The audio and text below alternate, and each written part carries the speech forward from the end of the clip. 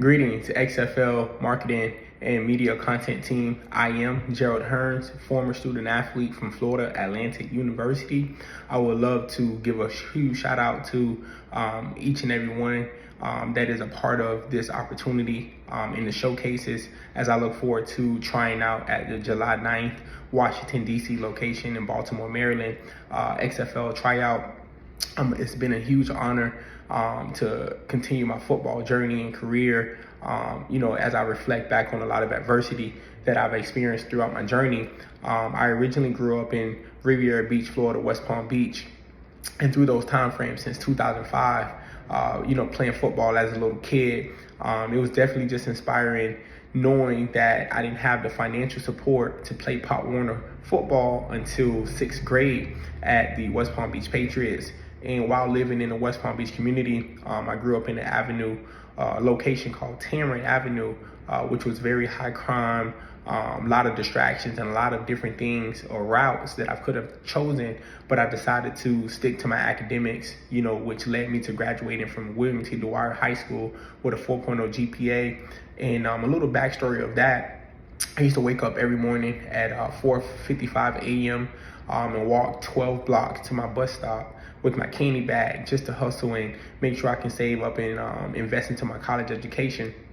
And throughout that journey, I had a head coach named Jack Daniels, and him, his family, and any of the coaching staff, Reggie Stanley, who played at the University of Florida, was just very supportive. And they would notice that I never missed a practice, became a team captain, and while transitioning from fullback to running back during my time at Dwyer and playing special teams, I realized that I didn't have any scholarships athletically to get into a Division I school. But through my grind and my work ethic and being consistent and being a team player, being a leader, I realized hey, I have what it takes to play at a Division I school. So my running back coach Stanley, he said, "Gerald, you have a 4.0 GPA. I applied to 68 colleges, 121 coaches that I emailed by myself, and just paid my way to keep working hard. And I landed a walk-on opportunity at Florida A&M University in Tallahassee, Florida, under Coach Gerald Hearns back in 2014. When I started that journey, I said, man, this may be my starting point, but it won't be my ending point. And I came in as a true freshman at 17 years old, turning 18 that August. And I became the starting running back in front of 7 other guys within the matter of the first 4 or 5 days of training camp, due to my tenacity, my perseverance, and working hard each and every day, studying the playbook. The biggest part for me becoming a player or student first of the game is that I studied the entire playbook in 3 days, learning the fronts, understanding the techniques, understanding how I can actually help the quarterback, on blitz, backside blitz pickups. And I think that was one of the biggest parts that supported my perception as a running back, is because I transitioned from fullback back in freshman and sophomore year, that I did not mind taking on big blocks and also being elusive in the backfield, understanding gap scheme, and just many more things that comes with the nature of football. Transitioning from Florida A&M University, I realized that the school was on APR sanction, so we could not go to any postseason games. And, while balancing football and my academics, I was still dealing with a lot of adversity, back at home. I was a walk-on, so I was also still trying to sell t-shirts. I was starting my own businesses.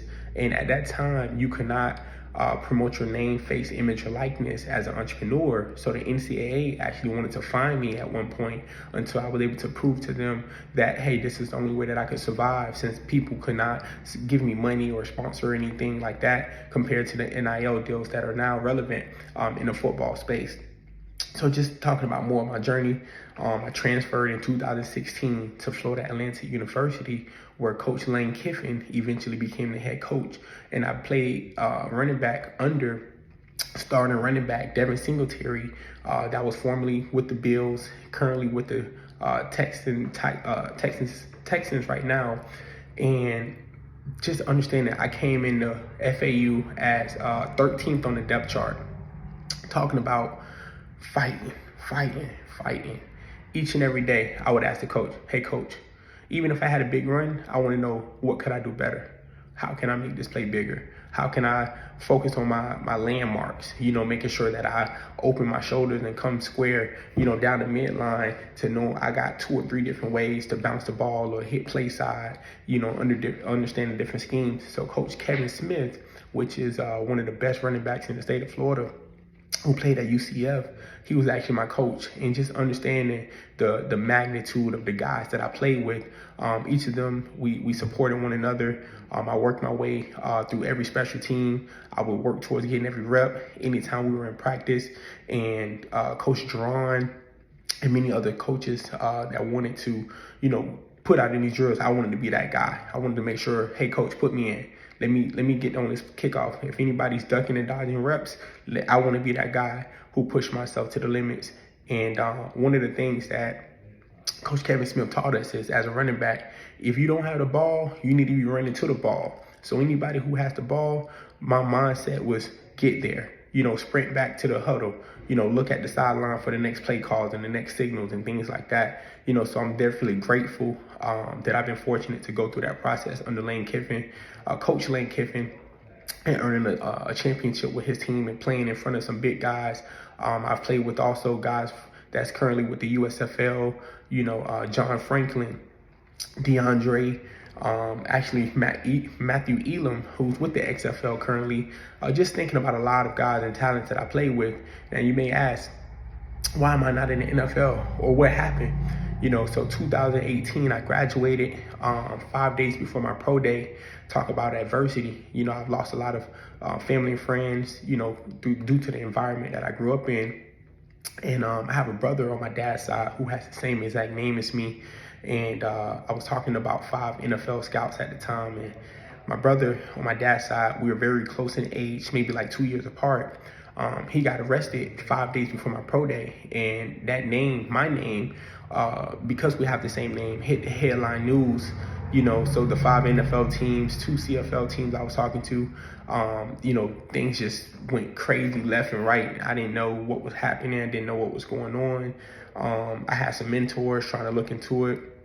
I performed my pro day, did pretty decent. I didn't have the finances to pay for, the top agents. I didn't have the money or the resources, but God made a way, and I was fortunate to work with Tony Villani and Bill Wells with XPE Performance, where Mark Ingram and many other professional athletes, Anquan Bowden, trained at. So when I realized that life may have its bumps and turns, God may have different plans in different ways, and I stayed humble. I continued to work out very hard. And actually, my friend Joel Encilo was playing for a team called Team America. And Team America is also owned by Michael Quartey. Michael Quartey, as you all may know, is the owner of the Tropical Bowl, which supports many college athletes year after year after year, helping them get opportunities such as this, XFL, NFL, Arena, Indoor Football League, and many other opportunities for the game of football. So being connected with Mike Quartey, right after I graduated, NFL didn't work out, but I was fortunate to become a part of the Team America team, which I've been playing for now since 2019, actually.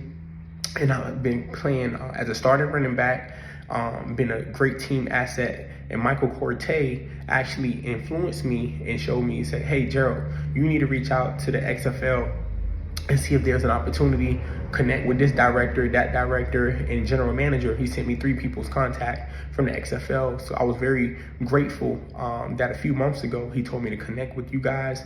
And when I put my information into the system, after I sent the email, I was excited to see that there was a date such as July 9th for me to come out here and share my story. I recently started my own water company. It's called Too Cool Water. It's a hydration beverage with 9.5 alkaline, potassium, electrolytes, magnesium, and 15 plus health benefits that not only supports athletes, but it also supports those who have different health complications. So it's an honor to say, you know what, even though I've been through, the ups and downs, as everyone has a backstory, I've been fortunate to utilize sports and fitness, training 3 times a day, involve myself with yoga, stretching, mobility, working out on the beach, and many other positive things to get to where I'm at today. So I'm looking forward to this opportunity. If you would love to learn more about my story, I would love to connect with you all. And also on YouTube, I have other videos. As my name is Gerald Hearns, GeraldHearns, and looking forward to this opportunity. Thank you very much. My website is www.toocoolwater2coolwater.com. Thank you. Let's get it.